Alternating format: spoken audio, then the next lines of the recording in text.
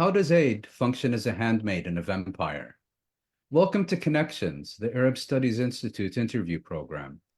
I'm Mouin Rabbani, and for this episode, we're delighted to be speaking with Lisa Bhungalia, Assistant Professor of Geography at Kent State University and author of the highly regarded Elastic Empire, Refashioning War Through Aid in Palestine, just out yesterday, in fact, from Stanford University Press.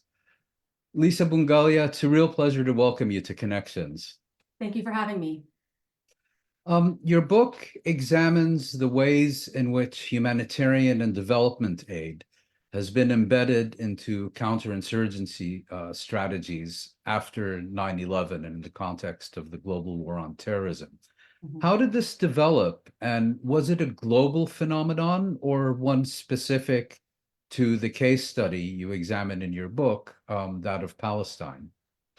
Thanks. That's an excellent question.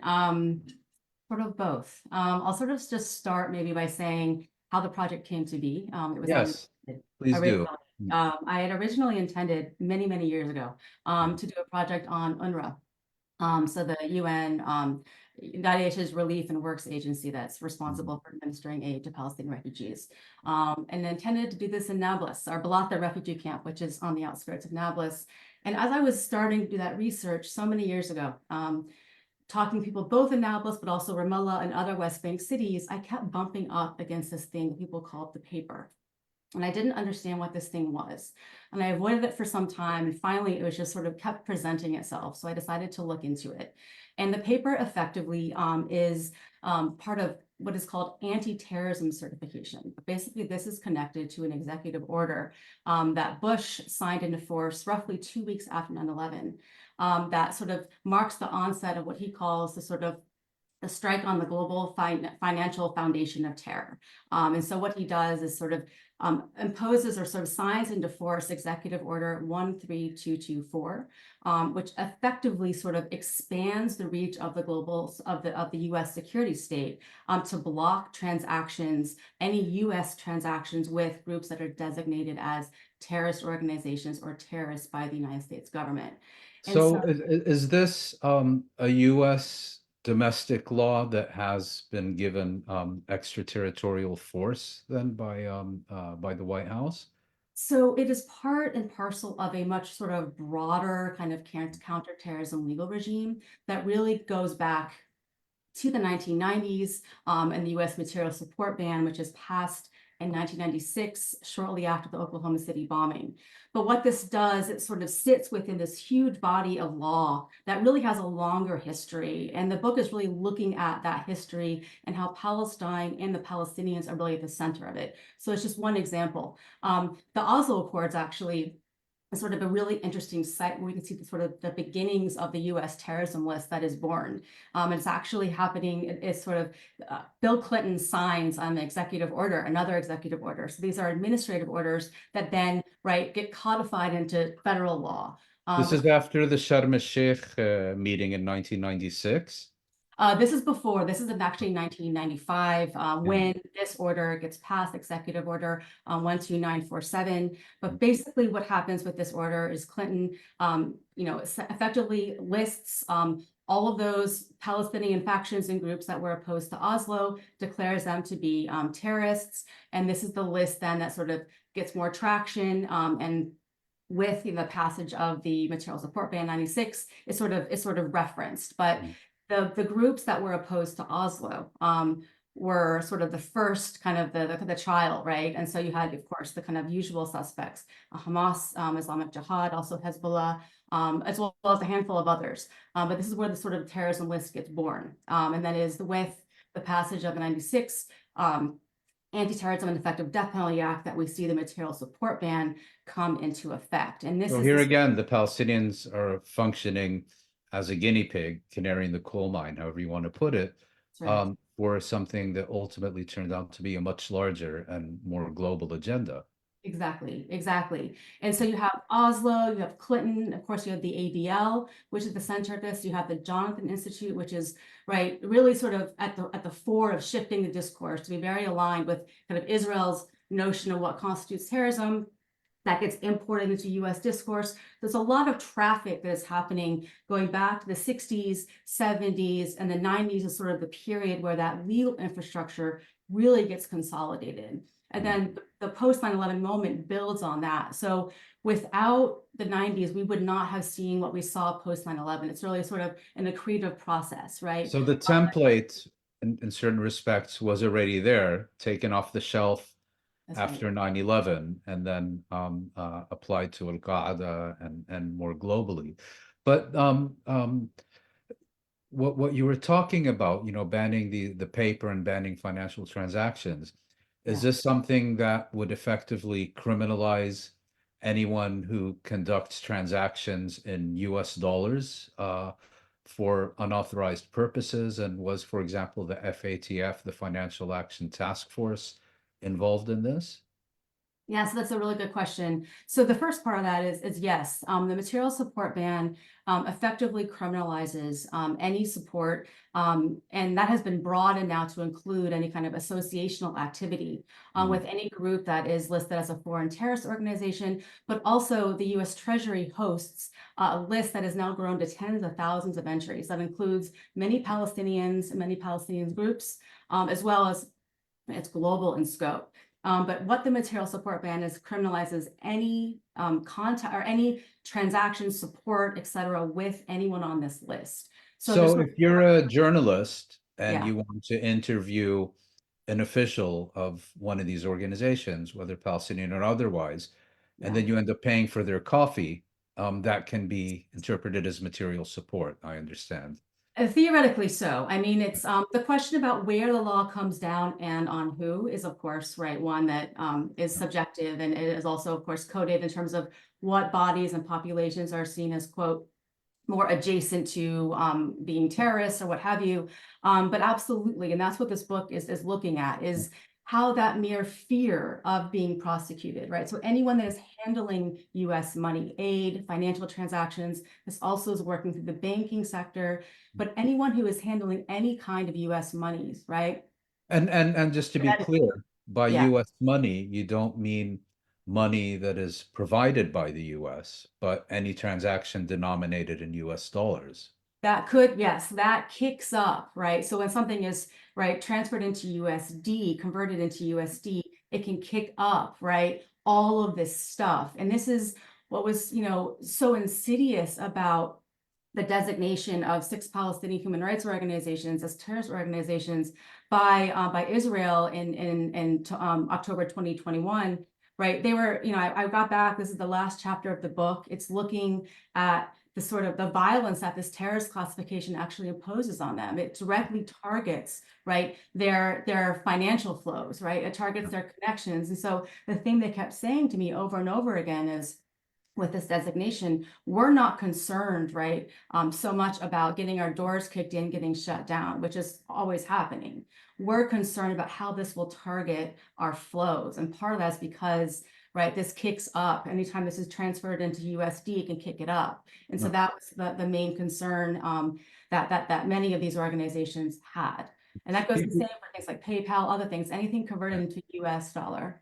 Before we get more into the case of Palestine and these financial aspects that you're discussing, I believe that after 9/11, there was also a prominent test case in the US courts that had nothing to do with Palestine, but involved, I think, was it a Norwegian or European organization that specializes in dialogue and mediation that was charged because it was in contact with the Tamil Tigers Right. in Sri Lanka, seeking to forge a ceasefire or peace agreement there. And that was seen as violating the material support clause of this anti-terror legislation. Is that right? Absolutely. So advocacy, you're exactly right. Advocacy and other kinds of support, right, deemed to sort of enhance, right, the image or to facilitate the activities of a designated group can now constitute material support for terrorism. And this is the sort of slippery space, right, where we see this sort of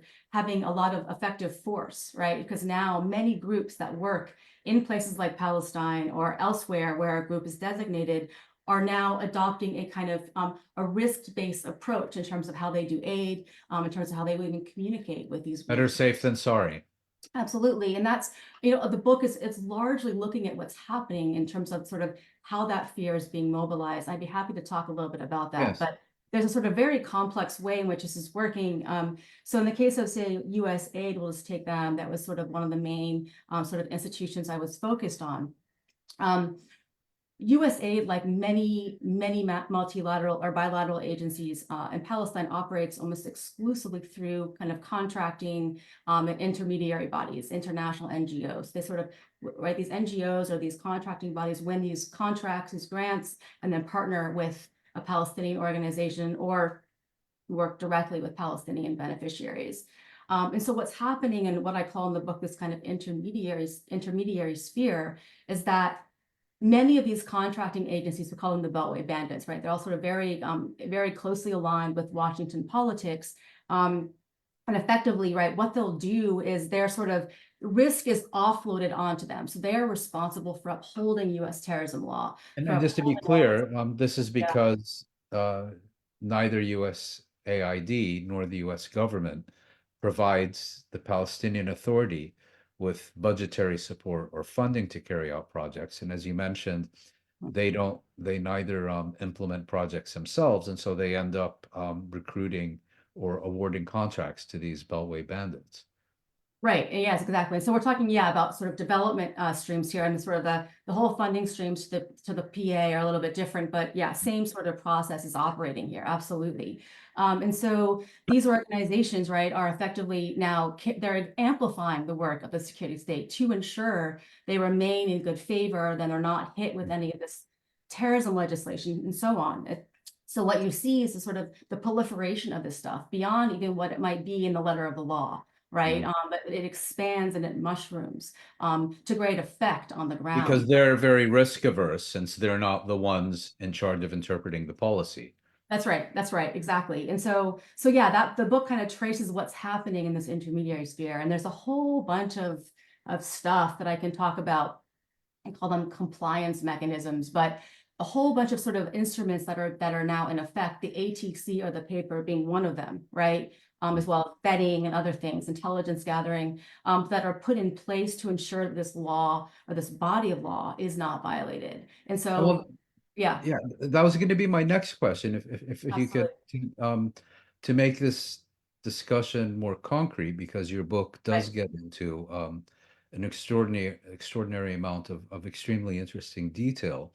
If you could give us a bit of detail about the main instruments and main objectives of how this anti-terror legislation has worked in Palestine along the lines of the process that you've just been describing. Absolutely. I could sort of talk about it if I'll look at start with two vignettes and see if we have time for three. I'll talk about the first one just because, obviously what's happening right now in Gaza is absolutely horrific. And there's a long history of sort of how the discourse of terrorism has been used, right, in Gaza and on Palestinians there in particular. But I'll sort of talk about a greenhouse project that I kind of stumbled across, and this is over a decade ago now, so roughly 2010. I was in Palestine at the time, sort of doing the beginning of my dissertation research. And ended up speaking with one of these sort of Beltway bandits or US contractors, development contractors, that was effectively overseeing a project in the Gaza Strip in agribusiness and working on, effectively getting greenhouses, right, administered to those that were identified as in need. And so on the surface, this seems like a fairly straightforward project, but as I started doing more interviews and learning about the kind of details about how this greenhouse project works, it was really quite insidious. You sort of had not only this sort of broad network of contractors, logistical firms that were also Israeli, but that were working to coordinate all this stuff, the greenhouses in the Gaza Strip, but also how it was that US terrorism legislation was being effectively instrumentalized here. So I'll sort of tell you just very briefly how it was working. Well, don't be too brief. It includes lots of fascinating details. There's so many, the empirics of this stuff, and that's why I spent over a decade doing this work, is I think these are the stories that often don't sort of get told. We're often looking at, Exactly. kind of military aid and all that, which is incredibly important and part of the story. But there's this other story too, that is really important to look at. And it's part of the kind of the slow grading down of life in Palestine and possibilities for politics. But sort of in this greenhouse vignette, an example, this contractor effectively, right, was working with a crew in Gaza. So there was a kind of a local committee that was working with this contractor, and then et cetera. And so this contractor basically, so they had this set of criteria that they were using to decide who could get a greenhouse, right? And they sort of divided it into social and technical criteria. And kind of the social criteria were sort of some basic things about, and technical criteria was like, is this person a farmer? Do they have other sources of income? And things of that sort, a woman. Kind of standard criteria. Standard criteria, right? And there are also questions that, is this person or is anyone in the household connected to the civil authority? Now, that, of course, then, right, is directly speaking to the fact that Hamas is running a minister in the Gaza Strip. Any local governing institution, et cetera, then would fall under, right, this kind of material support ban. And so there was a whole sort of, and I'm very careful to use this word, but it really, when you look at how the empirics of how it's working, a sort of a whole intelligence operation, right, that the local committees that are in Gaza that are responsible for just, administering these projects are asking, right, individuals that might be beneficiaries, what are your connections, and sort of getting at some of the nitty gritty of these things. And then that information is being filtered to this contractor, right? And this contractor then is making decisions around what, to whom the greenhouses will be distributed, et cetera. It's also working in direct coordination with COGAT, right? Israeli, right? The Coordinator of government activities in the West Bank, which is in territories. basically an arm of the Israeli military government. Exactly, right? And so they're actually giving the coordinates of where this greenhouse will go to COGAT. And so if they don't hear anything back in, I think, 2 weeks' time, then they assume they're good to go. But there's a sort of whole enmeshment, right, of this contractor with Israel, and this information is also being filtered up to the U.S. aid headquarters then in Tel Aviv, right? And of course, then that information of these beneficiaries is getting screened against all the U.S. intelligence databases in Washington. So there's a whole sort of network, right, that is bound up in these little questions of, is this person part of the civil authority? And so, right, once this person is cleared, if they're cleared, right, then not only does this sort of, it allows them to then have, right, a means of providing, assistance for their families, but it also does mark them in particular ways. So it's a sort of a political marker as well. And so we're sort of looking at just something as benign as like a greenhouse, right? Is very like, Washington's sort of security regime is intimately there, even if it's not sort of overtly, right? And that's sort of kind of where I'm getting, where I'm going with this sort of the title of Elastic Empire. It's about sort of how it is that Washington is intimately embedded, right, in things like a greenhouse. I look at in roads, right, and municipal councils. It turns into a detailed mapping exercise. Yeah, as a geographer, I guess that's my kind of domain, I suppose. But absolutely. And so this is sort of just one example, right, of how this stuff is operating in very, very real, material, tangible form. And I'll just sort of give one more example. Before you do, Yeah. given this whole backstory to someone ultimately getting a grant to operate a greenhouse with US government funding, does that then provide them any protection whatsoever in terms of them being marked as a safe entity, so to speak? That's a super good question. I can answer that question more in the context of the West Bank, given obviously the blockade on Gaza. I only was able to collect information on Gaza through, people I spoke to that were working there. Because you were denied access to the Gaza Strip. Oh, I couldn't even attempt to get in. I knew that if I even attempted to get into the Gaza Strip, I would probably never be able to get back Because then the Israeli authorities would place a question mark over you and you would be denied additional Israeli visas to visit even the West Bank. Is that correct? That was the concern. I've also, yeah, as many people, I think, I've also had a sort of a hairy, I've had experiences that very much communicated to me in Ben Gurion that I needed to play this safely. And Yes. so I did restrict, my travels to Yeah. the West Bank, yeah, in particular, Okay. and as well as Israel. And but absolutely, there are a host of ways in which those that are sort of cleared to receive American assistance in some way, American funding, and those that are not, those sorts of divisions are quite real. And I can talk a little bit about kind of the shifting kinds of opinions and perspectives and strategies that Palestinians have adopted vis-a-vis the US sort of Yeah, state. I definitely Yeah, want to discuss that, but yeah, you know, absolutely. the reason I asked you that question is because, for example, you hear about European Union funded development project to school or solar energy panel. Yeah, Presumably, they have a broadly similar process where that's these right. projects and those engaging with them are marked as safe. Then Israeli bulldozers enter the Jordan Valley, Right. completely demolish this project, and you hear a deafening roar of silence from Brussels. And I was wondering whether with the Americans it's a similar process. Yeah, good question.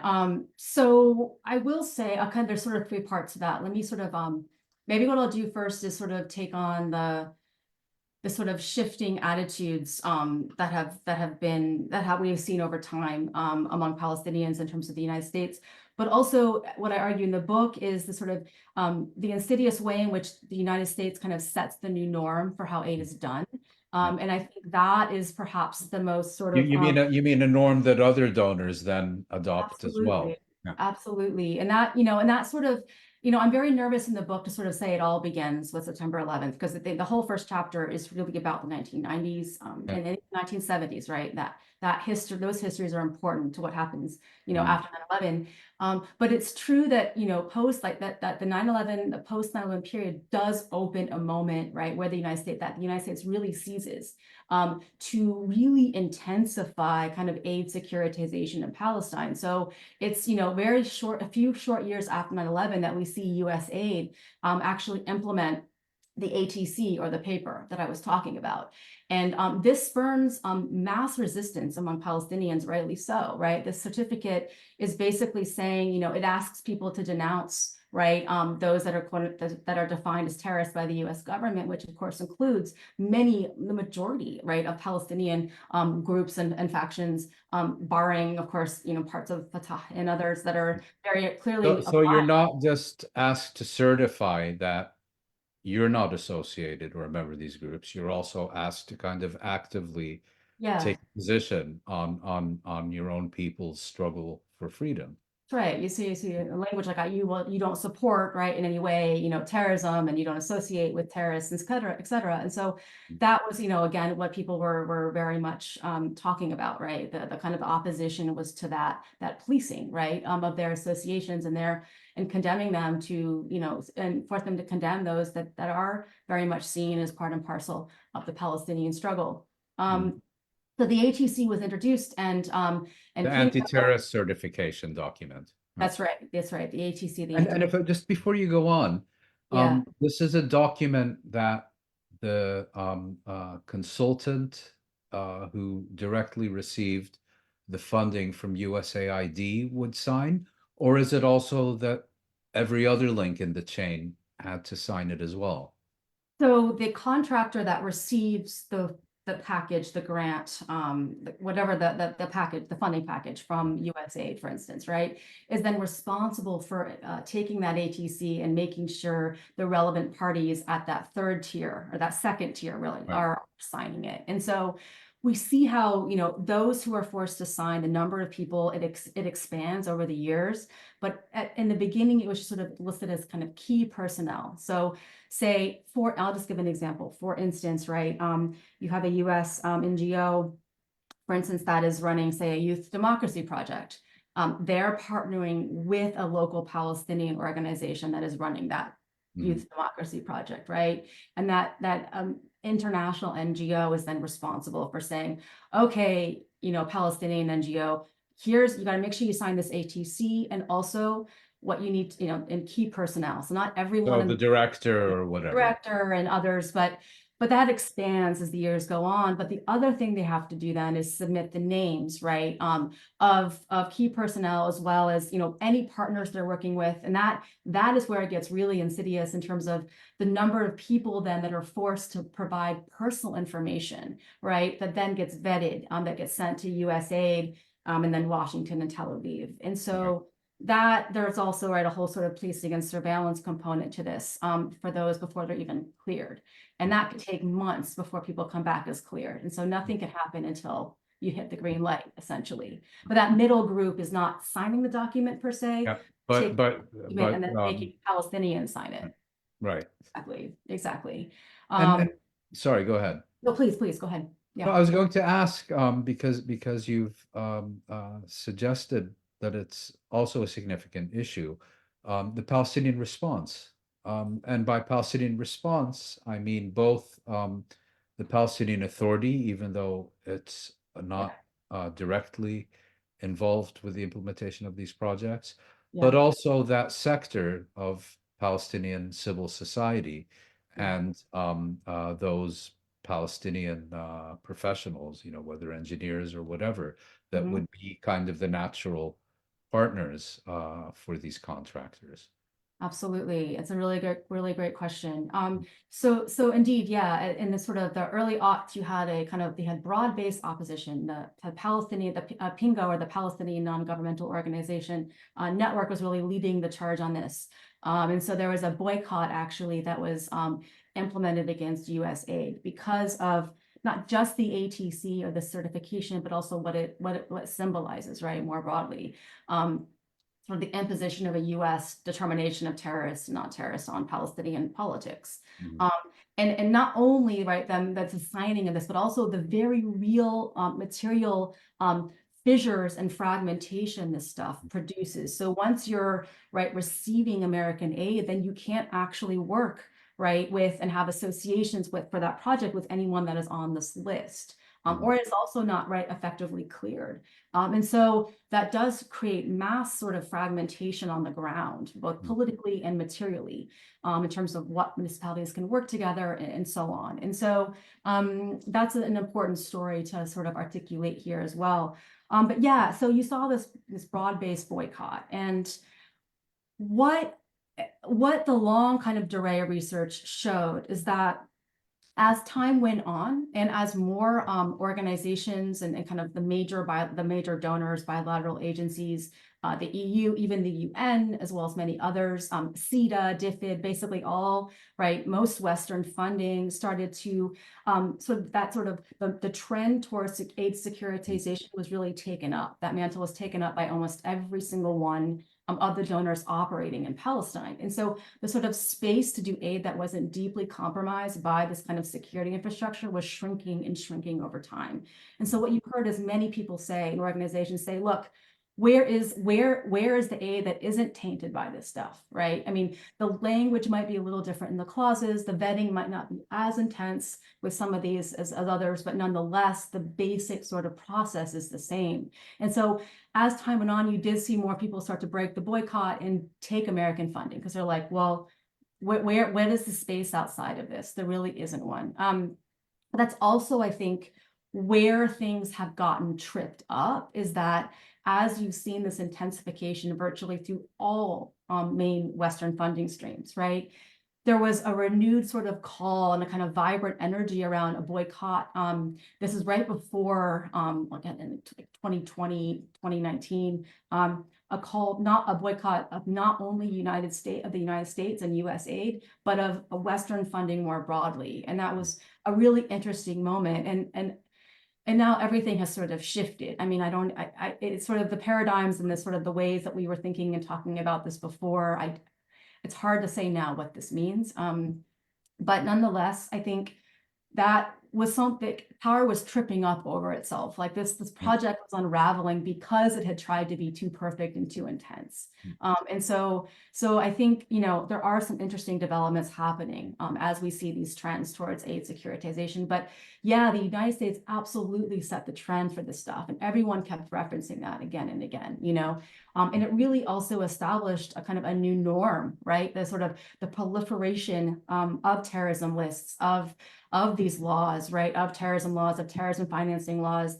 This has become a kind of dominant feature of the kind of post 9/11 kind of political juridical order. And I don't think we're going to see that scale back in any way. So to answer your question at the beginning, this is both, kind of Palestine specific, but it's global, but Palestine at the center of it, right? And I think that is the sort of lesson here. And I have to confess, I'm deeply concerned around the current moment and how this legislation is, how when 9/11 built on the 1990s, now what's happening now is going to build on the post 9/11 moment. And this stuff isn't going anywhere. It's only going to be amplified. And that's, well, I guess the lesson here is, if you want to do something terrible, do it against the Palestinians, because that's easier. And then once you've established that as a precedent, then you can deploy it against everyone else, where had you not begun with the Palestinians, you might have faced too much resistance. But yeah. you kind of implied that this strategy had been beginning to backfire, that it was a case of overreach. This Yeah. notwithstanding, I think there's also a case to be made that it has been an effective approach. Yeah. You've talked about Yeah. fragmentation Yeah. and these kinds of things. So from the point of view of those who have implemented this strategy, and you've identified, I think, very clearly what their objectives were, would you characterize it as an effective approach? That's a super good question, and one that I may not have the cleanest answer for. Well, I we like think, complexity. yeah, absolutely. I mean, effective in the sense that, and this is the interesting part about it. Effective in the sense that, US quote unquote terrorism law is being upheld, right? In terms of the very narrow objective of no money is going to people Yeah. who are on our Or lists. at Yeah. least hypothetically, like at Yeah. least in terms of like, sort of overtly in ways that would be a kind of a security, a PR nightmare for the US or for Israel, right? But it is, right, I think it's effective in that it has produced an incredibly potent and effective policing infrastructure, right? And for aid that is quite real and has really violent implications for those that do, right, get charged with material support for terrorism, what have you. And of course, this, turns on the axis of race and racialization, of course. But, most of the cases that we have seen, right, Holy Land Foundation, Mohammed Salah, who's really a pivotal figure. And that's where all this stuff really began, the 1990s. He's the first one to be designated as a especially designated national terrorist by the US Do you want to government. tell us about him briefly? Yeah, I can briefly. So there's a really excellent two-part article series in Journal of Palestine Studies that does talk about his case and from his lawyers, actually. But he is, someone that is really used as Israel is trying to make the case for why the United States needs to take Hamas very seriously in the 1990s, right? And so he's effectively picked up on the Gaza border in the 90s by Israel and is charged with, providing, funding to Hamas. And his lawyers, and he has maintained, and many others, that this is humanitarian aid. Nonetheless, this is sort of the Israelis coded as material support for Hamas or funding for Hamas. Like an Israeli version of the Holy Land Foundation. Yeah, exactly. There's a lot of synergy here. Absolutely. And the Holy Land Foundation case is also a fascinating one because the United States was also, USAID was also funding the same Zakat committees that they were charged with, which gets to the point about who this comes down on, right, is largely about, right, who they are, right, those that are being hit with it and their racial and the racialization that is bound up in that. But yeah, in terms of Mohammed Salah, was taken by the Israelis and held in Israel and quote unquote made a confession under torture that he had been, of course, giving, in the confession that he had been supplying Hamas with funding. But he's effectively then, Oslo is happening while he's while he's in prison, right? And he gets released after Oslo, but after that list was born by Clinton with EO 12947. So he's basically declared to be the first kind of US citizen designated as a terrorist while in jail, and then flies back to the United States, right to Chicago, where he lived, and has effectively a relation of ban imposed on his body, right? So no one can relate to him. You can't provide him with any assistance, employment, even things sometimes as healthcare, but he's basically living within an internal ban in the United States, right? And then his case is opened up again post 9/11. I mean, he's like at the center of all of this stuff, but his case is very much used by the Israelis to sort of to get the United States to start, right, really amping up its sort of policing and to really, quote, take Hamas seriously as a problem that is the United States problem too, as they called it. Well, and the irony here is that during the same period, Yeah, Musa Marzouk, who yeah, was an actual leader of Hamas and at the time a US citizen, yeah, was arrested upon returning to the United States, placed right, in prison for several years, yeah, and couldn't be extradited to Israel because the Israelis were too scared to receive him. And in the end, the US let him fly to Jordan as a free man, and he today right, remains in the leadership of Hamas. So it's really interesting that yeah, if you're kind of a aid or development worker, they will destroy you. But if you have some political clout, even right, though you're a right. leader of the organization that's supposedly being targeted, they go easy on you. Yeah, again, yeah, exactly. It's sort of this question of where the stuff comes down and onto Well, who. easy on you. I mean, Easy. relatively Yeah, speaking. Yeah. right, right, exactly. And exactly. And so to sort of get back to your question about is it effective? I mean, it's effective in terms of sort of your original question. Is it functioning as a kind of mechanism of counterinsurgency, fragmentation, policing, surveillance? Yes, absolutely. And the book really tries to speak to the sort of intricacies of how that's happening. But yeah, it's also tripping up over itself. And I think really, it's not strategic or smart or tactical in the way that it's increasingly alienated the kind of the elite or the sort of the sort of the echelon of people that it needs to like sort of Yeah. function as a Palestinian authority, right? I mean, Yeah. when you amplify this stuff to such great effect, it does have effects of Yeah.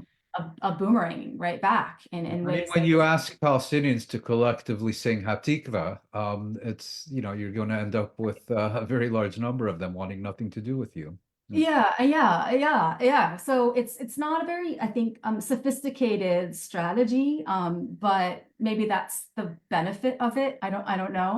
Yeah.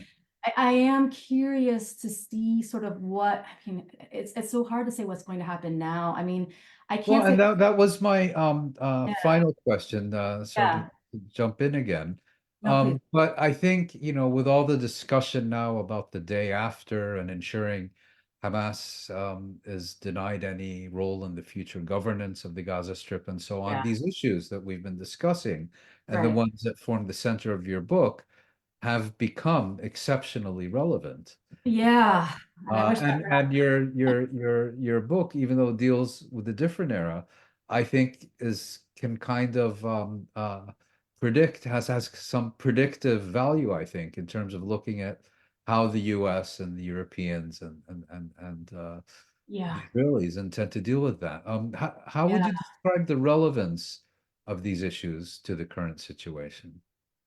Yeah, unfortunately, all too relevant in the sense that, as we were sort of saying earlier, this stuff isn't going anywhere. I think Laura Friedman actually talks about it as quote as zombie legislation. It sort of just always lives there and will Mhm. sort of always manifest. It's very rare that these kinds of laws are taken off the books.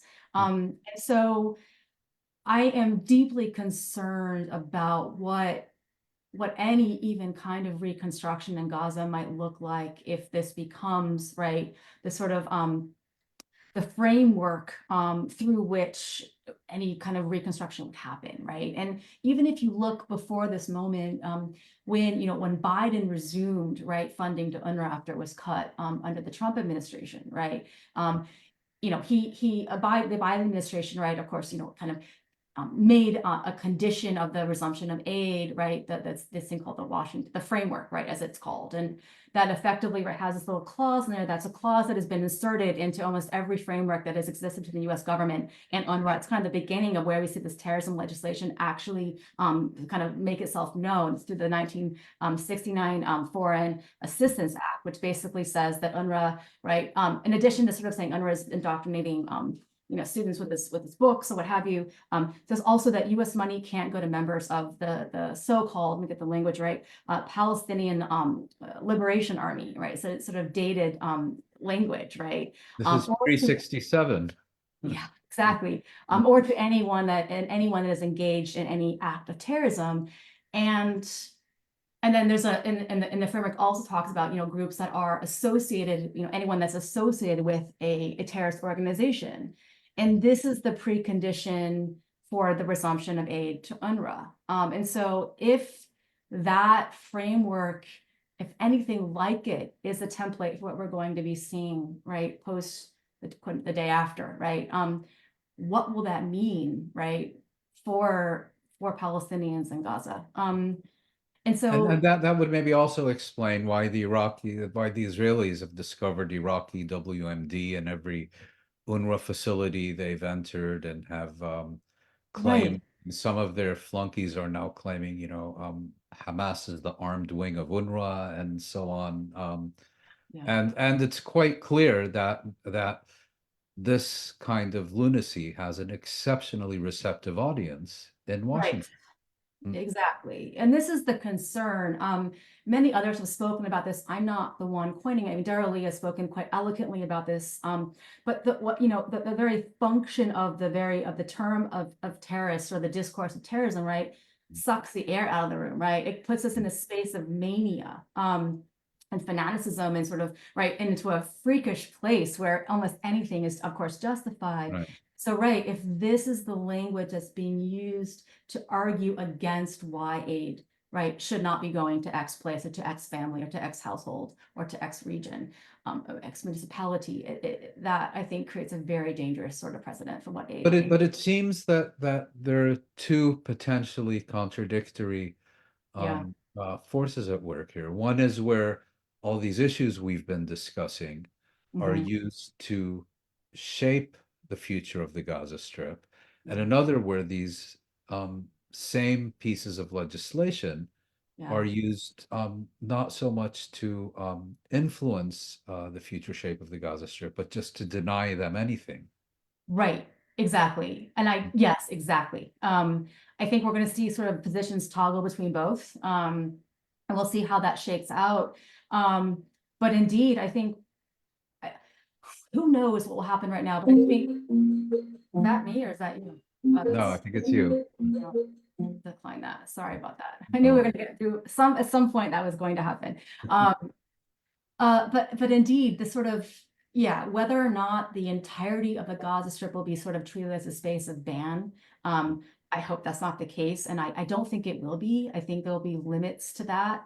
I think that will be maybe an argument that is pushed, of course, by Israel, as well as other kind of, more conservative factions in the United States and elsewhere.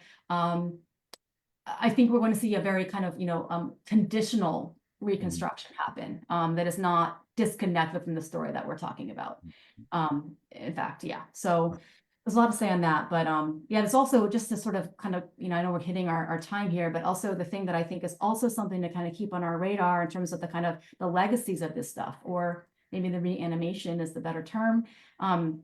We are seeing very concerted efforts by the ADL, as well as other kind of forces that are in the United States, that are working in large part on US college campuses right now that are trying to make the argument that Students for Justice in Palestine and other, of course, Palestinian groups that are advocating in support of Palestinians right now are right that their mere advocacy is constituting material support for terrorism for Hamas. And this has been a Which test. is why it's called the Defamation League. That's right. It's a defamation, exactly. And Brandeis, I think there was a test case there that didn't actually fly. But I think we do need to sort of be attuned to how the material support ban and that language is being actively mobilized by various Zionist organizations, and lobbies and ADL and others that are very much trying to suppress, right, any kind of discussion of Palestine on college campuses as well as elsewhere. And just finally, Yeah. would you say that the Material Support Act, sorry if I didn't get its name right, Yeah. would you say it was drafted with deliberately vague language so that it could be applied in the broadest possible circumstances, or was it just one of those things where those who drafted it didn't think through the implications carefully enough and therefore didn't produce a more specific piece of law?